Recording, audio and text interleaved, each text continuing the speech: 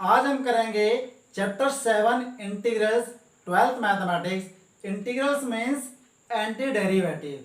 First is introduction, then uses of integrals, types of integrals, definition of integration, method of integration, और जो हमें book से सबसे पहले कौन सी बुक पढ़नी चाहिए, और जो एनसीईआरटी है मैं सजेस्ट करूंगा कि एनसीईआरटी बुक्स को पहले कवर करें, उसका जो कॉन्सेप्ट है वो क्लियर करें। उसके बाद जो reference book like ML Agarwal, RS Agarwal, इन सभी को करें। तो चलिए शुरू करते हैं।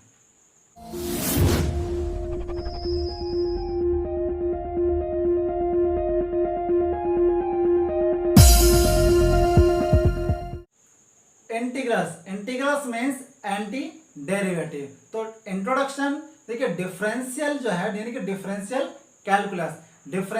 Calculus is centred on the concept of derivative. यानी कि जो डिफरेंशियल कैलकुलस है उसका जो सेंटर्ड है, जो कॉन्सेप्ट है, वो किस पर टिका हुआ है?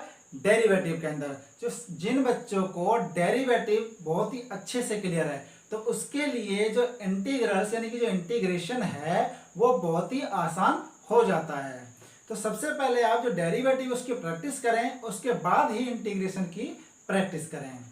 तो अब हम बात करते हैं टाइप्स ऑफ इंटीग्रल्स। तो इंटीग्रल्स के सिर्फ दो ही टाइप होते हैं, indefinite integral and definite integral. ठीक है, तो इंडेफिनिट और डेफिनिट इंटीग्रल सिर्फ दो ही टाइप के होते हैं। यूजेस ऑफ इंटीग्रल्स, तो डेफिनिट और indefinite integrals which match together constitute the integral calculus. There is a connection, यानी कि जो indefinite और definite integral है इनके अंदर जो है आपस में कनेक्शन होता है, known as fundamental theorem of calculus between indefinite and definite integrals which makes the definite integral as a practical tool for science and engineering.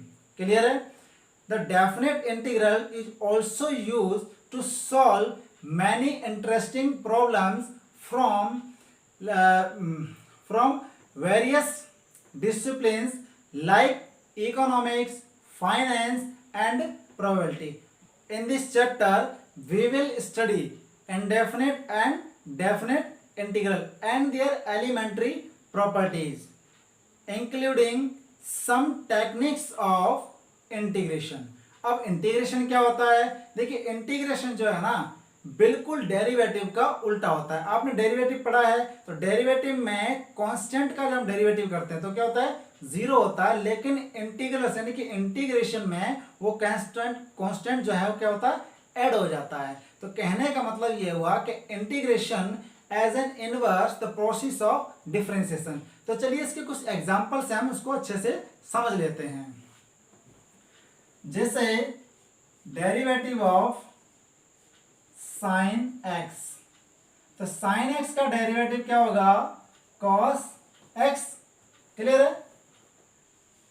Derivative of x cube upon 3, इसका आप डेरिवेटिव करेंगे तो कितना हो जाएगा? X square.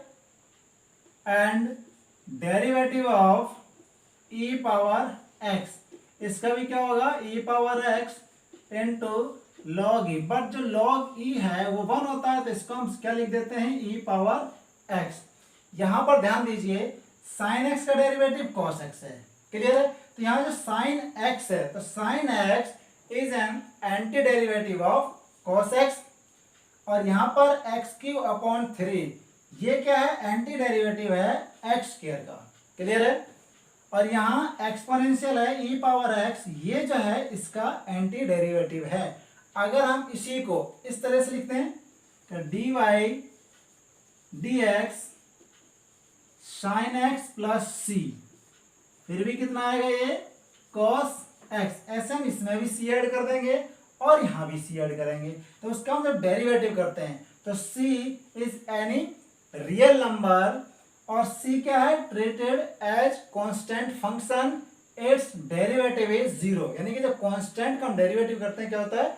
0 होता है। लेकिन अगर हम इंटीग्रेशन में करें तो वहां कांस्टेंट क्या होता है? ऐड हो जाता है। इसीलिए तो कहता है कि integration as an inverse the process of differentiation. Clear है? अब मैं आपको बताता हूं कि मेथड ऑफ इंटीग्रेशन, यानी कि इंटीग्रेशन को करने के मेथड कितने होते हैं। सिर्फ 3 मेथड है इंटीग्रेशन करने के। तो देखिए, सबसे पहला जो मेथड है हमारा वो है इंटीग्रेशन बाय सब्स्टिट्यूशन।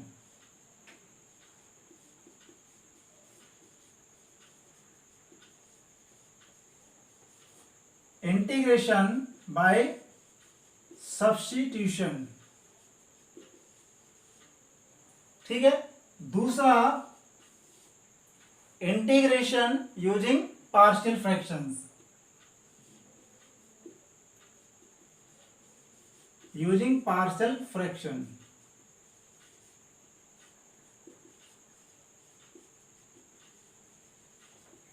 और लास्ट और थर्ड जो मेथड है वो है इंटीग्रेशन बाय पार्ट्स।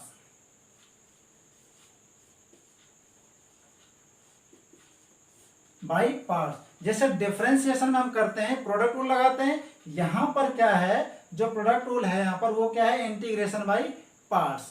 तो मैं सजेस्ट करता हूं आपको, सबसे पहले आप एनसीईआरटी की जो बुक है उसके कॉन्सेप्ट को क्लियर करें। उसके बाद जो अदर रेफरेंस बुक हैं जैसे आर डी शर्मा है, एमएल अग्रवाल है या एलिमेंट्स है, इन सबको बाद में करें ताकि आपको जो एनसीईआरटी का कॉन्सेप्ट है वो क्लियर हो जाए। इसके बाद इन बुक्स को तभी पढ़ें ताकि आप अपनी जो इंटीग्रेशन की जो इंप्रूवमेंट है और ज्यादा कर सकें।